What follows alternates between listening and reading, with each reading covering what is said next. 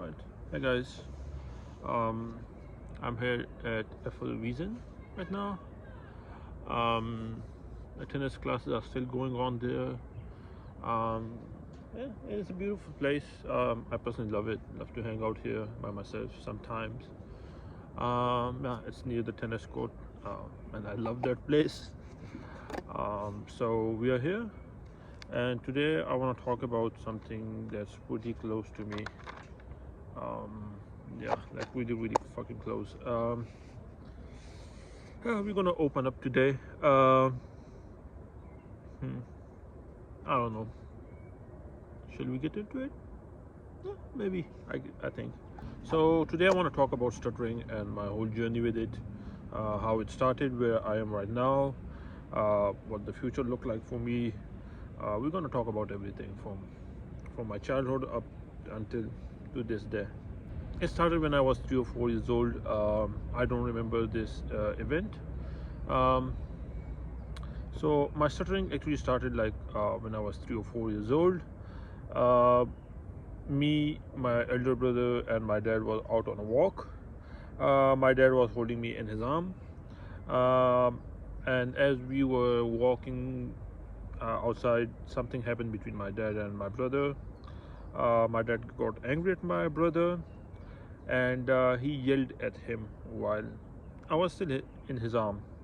At that point, I was trying to say something, but he yelled right at that point, and I just went completely silent, like completely mute. Um, I don't remember this event. This is what my dad told me. So yeah, and then he said that I didn't start talking until like 2 or 3 days after.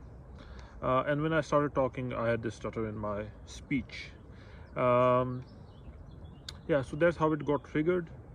um, I don't blame my dad for it, like hey, this is because of you and like you started it. I personally don't blame him, because if it wasn't him, it could be something else. At this point, I'm pretty sure it's a neurological condition. Maybe there's some psychological element to it, because I can speak perfectly fine when I'm by myself, or I'm like completely comfortable, but that's not always the case.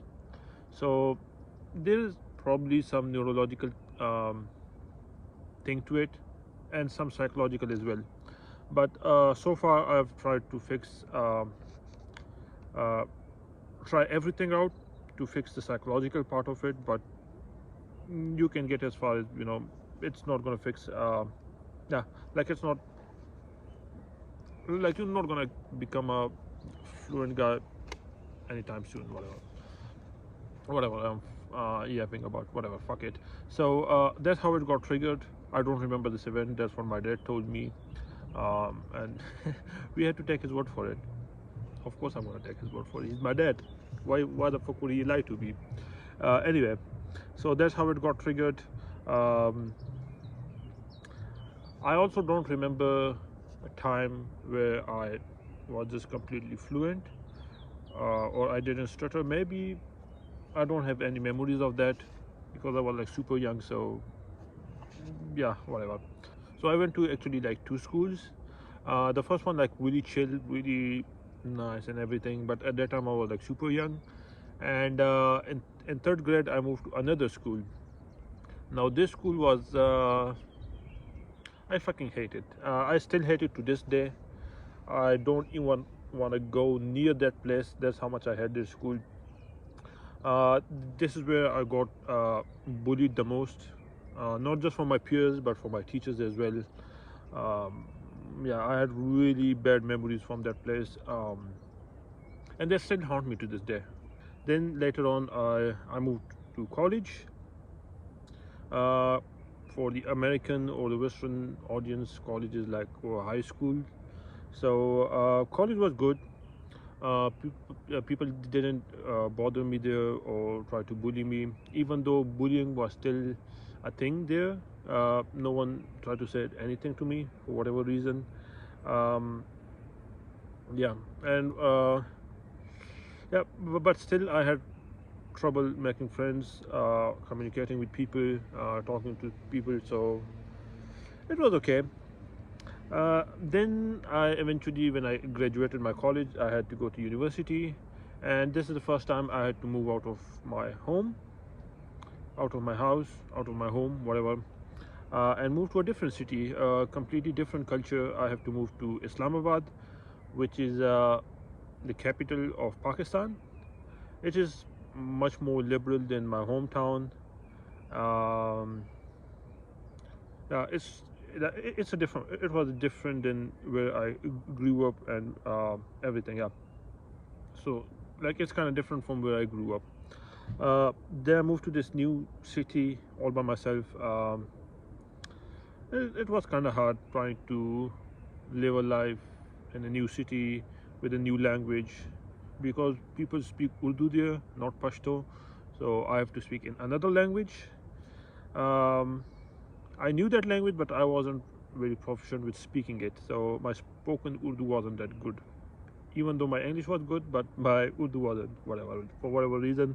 Um, anyway, moving to new city, new language, new people, new culture. It's much more liberal as compared to my hometown, so things got a little bit messy. And this was also my first time going into a co-education institution, co-ed. Before that, I went to all boys school, but apart from the first school, which was also co-education, everything in between was just all. It was a sausage festival. So anyway, so it was just all boys school. Yeah. So since I was really insecure about myself, um, I felt even more insecure there when I first went to the class, and I saw there half of the class was just girls, and I was like, fuck, it's gonna be hard. I was super conscious, super anxious as well. Like personally, as a stutterer, I don't want to stutter in front of anyone, or a guy, let alone a girl, or let alone, or God forbid, I have a crush on someone. Then of course I don't want to stutter in front of her. Like, why would I want?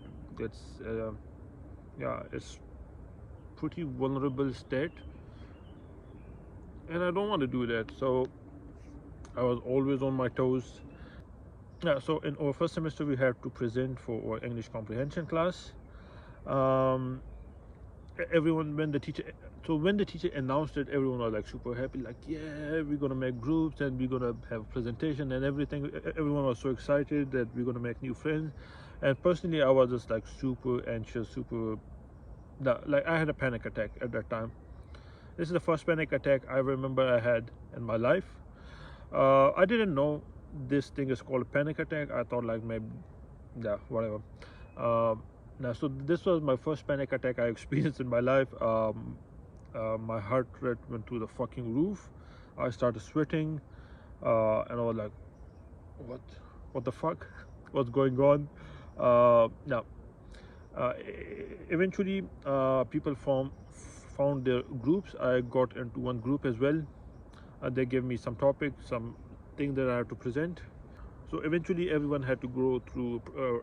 Everyone had to go through presenting their own stuff. People start presenting their shit, and whenever I felt like it's over group right now, I would just bail the class. Eventually, all the students went through their presentation. I didn't, but the teacher had the list of all the students, so she was going through. Where the fuck is this guy? Eventually, my CR, which is a class representative, I don't know if that's a thing here. So the CR reached out to me that, hey, buddy, you have to present, whether you like it or you don't.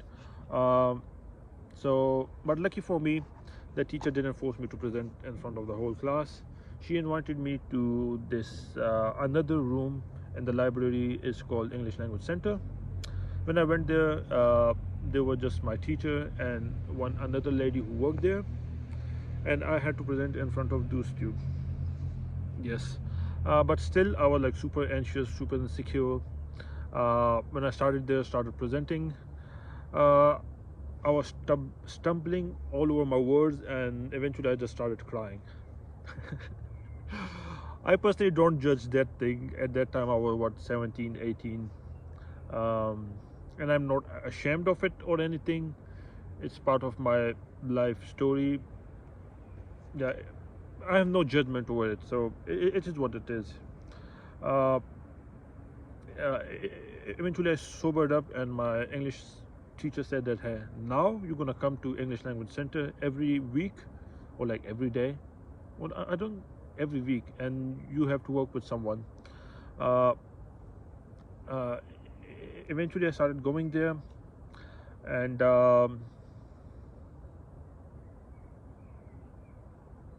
eventually I started going there and started working on my speaking skills. There we used to just talk in English, and here I found out that I stutter much lesser in English as compared to uh, my mother tongue or my national languages, like either in Pashto.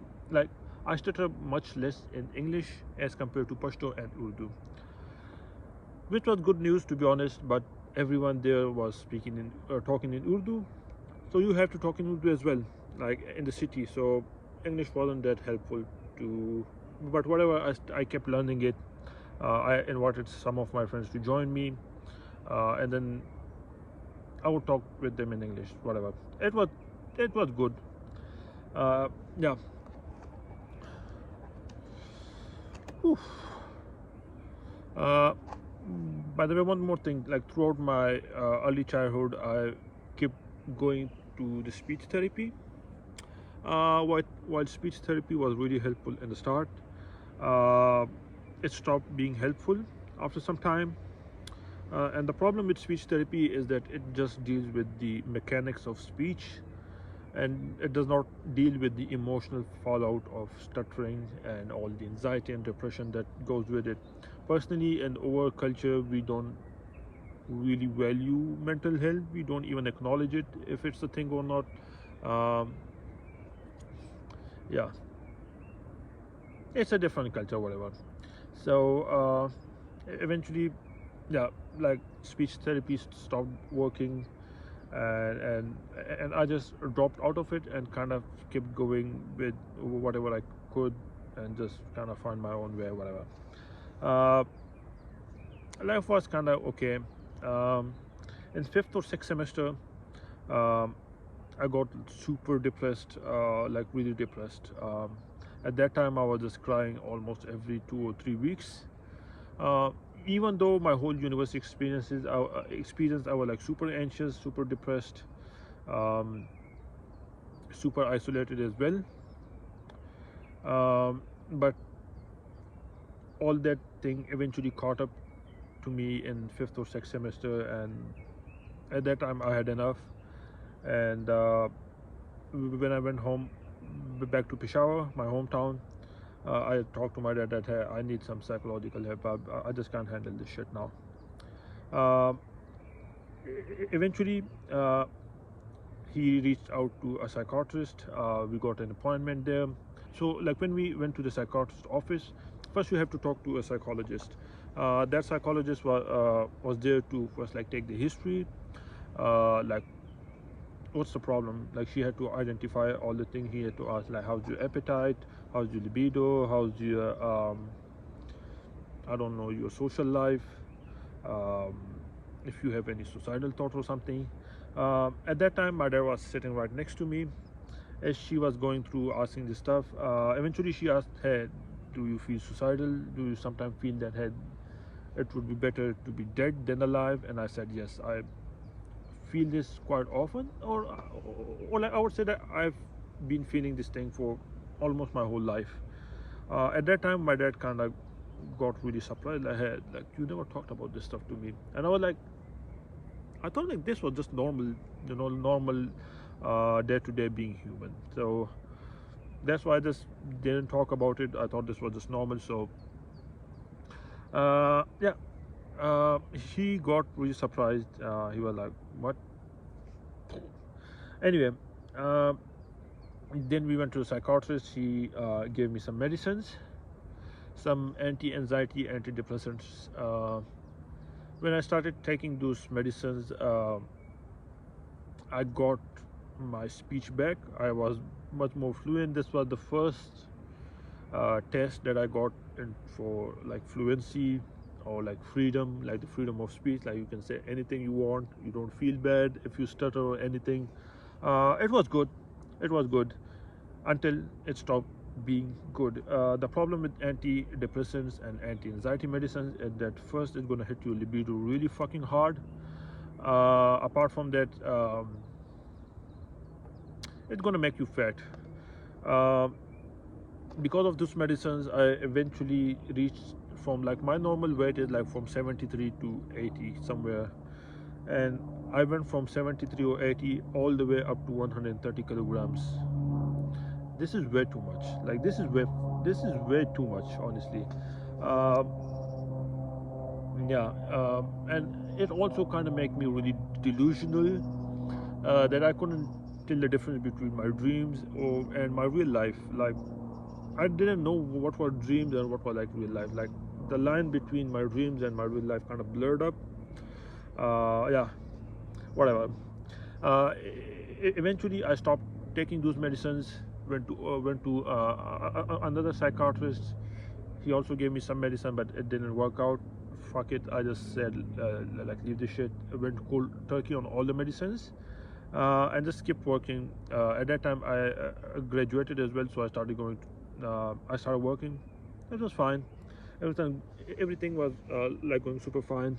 So eventually, for my higher education, I moved here to Germany, to this beautiful town of Marburg. Uh, when I came here, I went straight to the hackerspace. That's one of the reason I moved here to Marburg, because we have a hackerspace here in this town. So yeah, so when I moved here in the second or third week, I went to the hackerspace. When I went there, as I was talking to people, I was really stumbling over my words. Like I couldn't say a sentence. Uh, there were two guys. They were like, oh my God, what can we do? Like nothing. It's just normal business. Is what it is. Um, it's just stuttering. Uh, Eventually, I got connected with both of them, um, and they recommended me that I should visit the university psychotherapist. So, our university has its own psychotherapist or a counselor, to which you can go and discuss your problems with it without any judgment. Like you can just talk about anything, your personal life, love life, studies, work, whatever. You can just go and talk there. When I went there, I explained my problem to that person who was like there. He said, or she said, so like that person said that, hey, in 2 weeks, we are going to have another appointment. So this person said that in 2 weeks we're going to have another appointment, and when you come back, uh, okay. So this person said that, hey, I'm personally like not really well versed in stuttering. You should come back in 2 weeks. I'm going to talk to my colleagues, and then I can help you out. Eventually, I went there after 2 weeks. She gave me this list of all the psychotherapists in Marburg, that hey, you should try to get connected with any one of them. Um, yeah, and she recommended me CBT. So yeah, I started calling with one of my friend. Started calling every psychotherapist here. Uh, Eventually, I got into one therapy. Um, I was really lucky. Personally, you don't get a place here that easily, but I was lucky, so I got a place.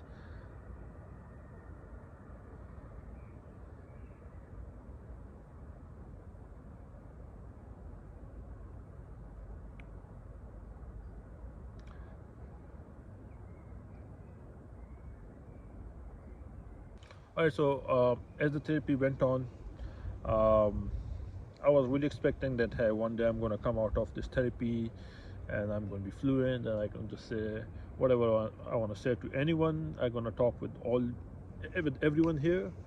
But apparently that's not what happened. Uh, as we went to the therapy, my therapist eventually one day said that, hey, your best bet is to accept it. That you have to accept that you're gonna stutter to some extent throughout your life, for the rest of your life. That's not what I wanted to hear. um, I started crying there. Yeah. It just hit me so hard that I just started crying there. That, I mean, like, you work towards something, you expect that, hey, eventually I'm going to grow out of this problem, but now there's no way out of it. Whatever. Eventually, last year I had to go back to my hometown, uh, back home to Peshawar, to Pakistan, and so last year I had to go back to Pakistan to visit my family. I've been I was here in Germany for like more than a year now, so I want to visit my family, get connected with everyone. At that point, 3 new babies were born in our family when I left, so I have to meet all of them. When I went home, uh, it felt different. For the first 2 weeks or something, I did not talk to anyone that much. Even with my parents, I just talked with them whenever we had dinner. Um, yeah, and apart from that, I won't talk with them. Not because I hate them or anything, but I was thinking through this, accepting my stutter. Uh, then one night, as I was looking through Reddit to see what other stutters had to say, what other people with stutter had to say, and I read one comment which said that, hey, I fixed my stutter at the age of 70. And I lost my shit when I read that. When I read that 70, like, what the fuck? Like, I'm gonna live my life stuttering, unable to connect with people, and then eventually, when I'm 70, I'm gonna have this ability to talk. And at that point, what the fuck I do with my speech? Like, I want to talk to people now. I'm in Marburg. There's so many international students. I want to connect with them now. Like, what the fuck am I going to do when I'm 70? But whatever, that just stuck with me. At that time, my mom walked into my room and she said that, hey, dinner's ready. Let's have dinner. As we were having dinner,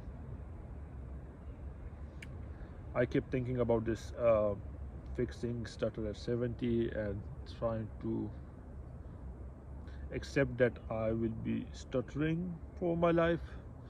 Um, yeah, I got like at that point I was like super depressed, like really, really fucking depressed. I wasn't talking or anything. I was just kind of looking down, eating my food really slowly.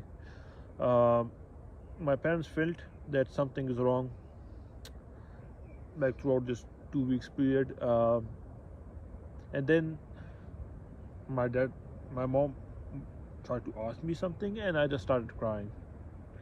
Like, tears started running out of my eyes, and I just rushed straight to the bathroom and just sat there on the floor and started crying. Um,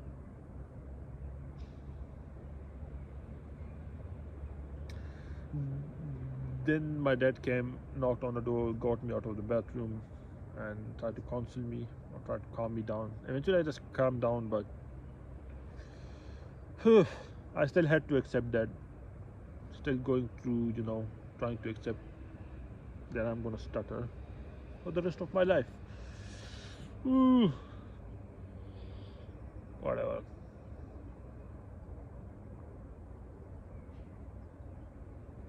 So, I mean, what could you say? What could you possibly say?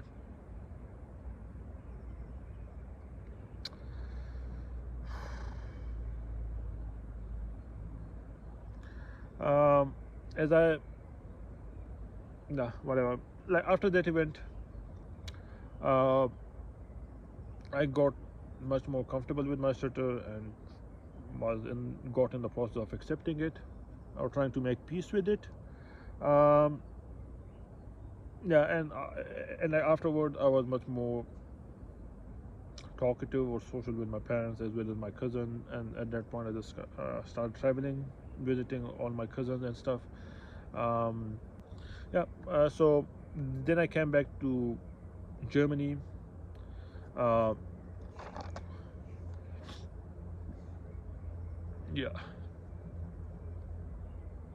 yeah, so when I came back I shared this story with my therapist, and he said that, hey, now you are in the process of accepting it, you should get connected with other stutterers. Like in Germany, there are a lot of support groups for different chronic disorders or diseases or whatever, and you should get in touch with one support group that's for stutterers.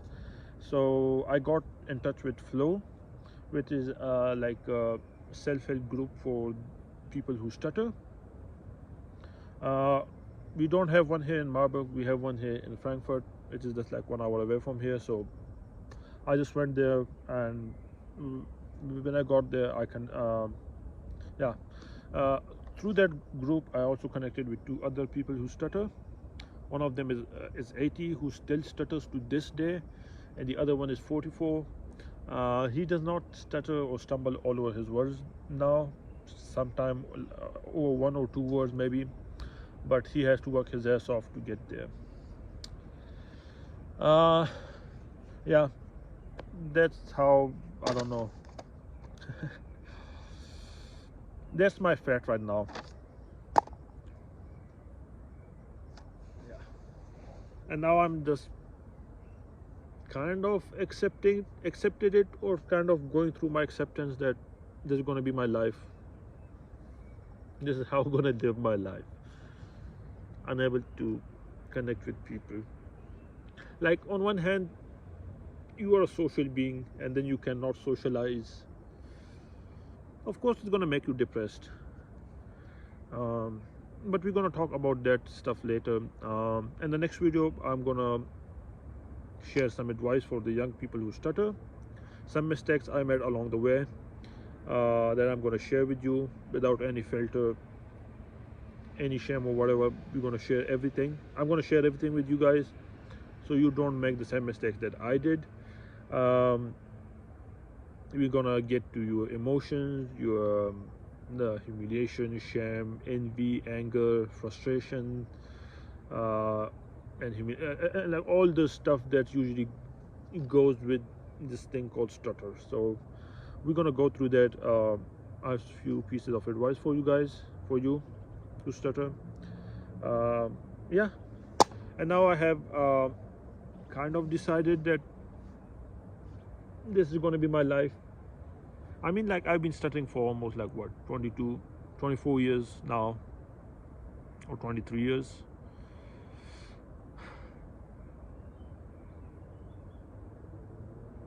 I was just looking for some escape. Maybe that one day I would just want to be.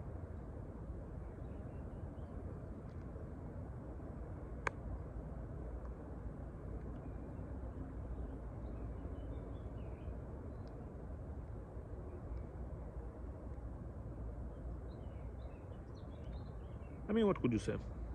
So yeah, I'm like, I haven't fully accepted my stutter. I have not fully accepted my stutter. Like, I have accepted a big part of it, a big chunk of it, but I'm still in the process of it. Um, I'm probably going to soon drop out of my therapy. It helped me a lot, um, and now I'm possibly going to pursue some other sort of speech therapy. Um, yeah,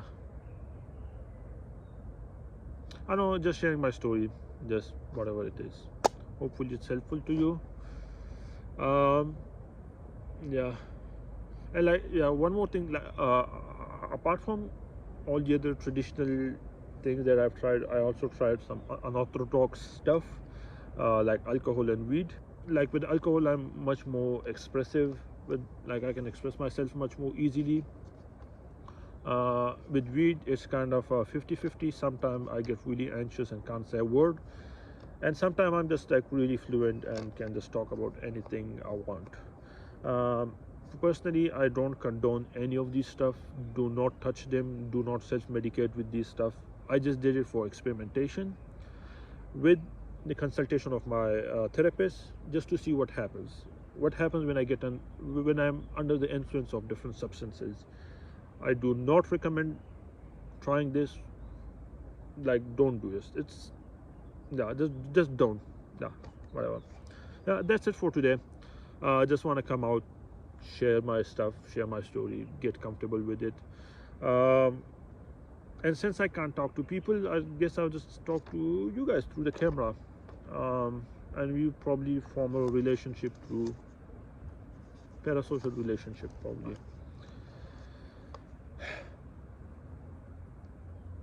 And the worst part about stuttering isn't the that you lose some job opportunity, which I have, um, or some people don't want to talk to you. That's fine as well. But when there's someone you want to connect with, but you can't connect with them, it hurts. But yeah, I still personally try my best to get into every social environment I can, push my boundaries. I don't shy away from it. um, yeah, I just try to push my boundaries regardless. But it's going to be hard, but it is what it is. It's life. So at this point, I just, yeah, whatever, fuck it. That's it for today. Hopefully see you guys in the next video. Next video is probably either going to be advice for young stutterers, or it's going to be a review of the King's Speech, because there's a lot of stuff that's quite true, especially in my case. um, yeah, we're going to talk about that. And afterwards, we're going to start making videos back on technical stuff, tech content, because that's my fate now. Am I Teddy Davis 2.0? Who knows? Maybe I am. Yeah, I might be Teddy Davis 2.0. The God's favorite programmer.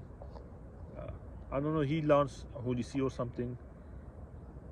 Yeah, he wrote like Holy See, and also Trinity OS or Temple OS. Yeah, I don't know whether what I want to create, but yeah, it doesn't look good.